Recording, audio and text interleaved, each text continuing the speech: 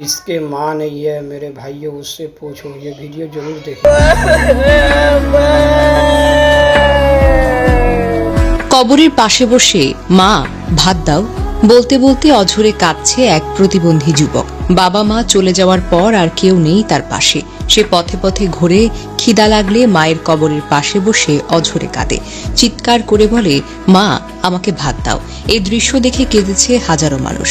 মাত্র 1 মাসের ব্যবধানে হারিয়েছে মা বাবা দুজনকে।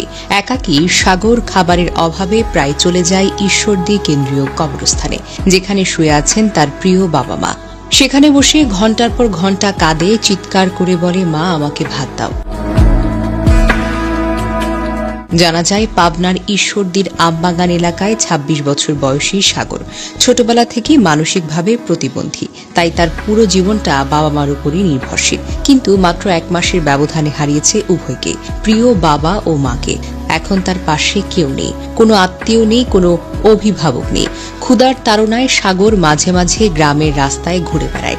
কেউ খাবার দিলে খায়, না দিলে ফিরে আসে।